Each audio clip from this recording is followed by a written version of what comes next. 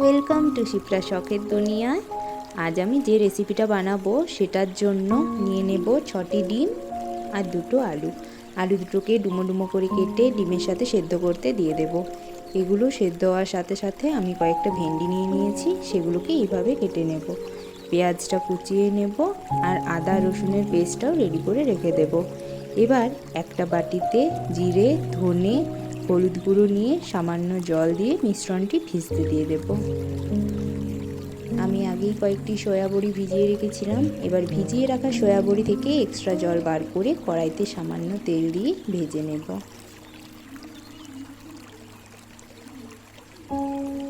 সেদ্ধ করা ডিম আর আলুগুলো নুন হলুদ মাখিয়ে এক এক করে ভেজে নেব।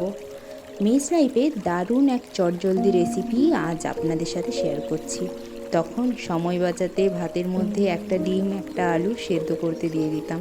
পুরো ভিডিওটা দেখলেই বুঝতে পারবেন কতটা কম পরিশ্রমে আর কম সময়ে এত লোভনীয় একটা পদ রান্না করা সম্ভব। তাহলে দেখে নিই। এবার ভেন্ডিগুলোকেও ভেজে নেব।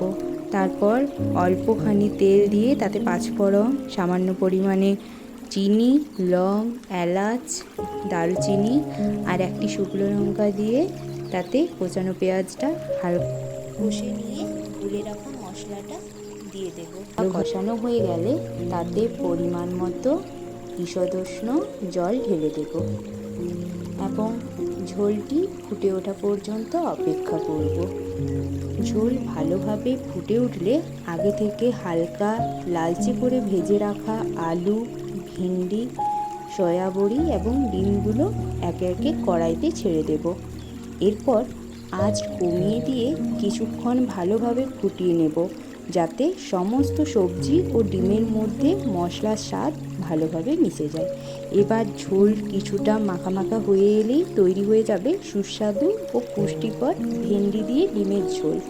আপনারা চাইলে মশলা কষানোর সময়ই এই আলু, ডিম, সয়া বড়ি এগুলো কষিয়ে নিতে পারেন এবং তারপর জল ঢালতে পারেন, তাতেও স্বাদ অতুলনীয়।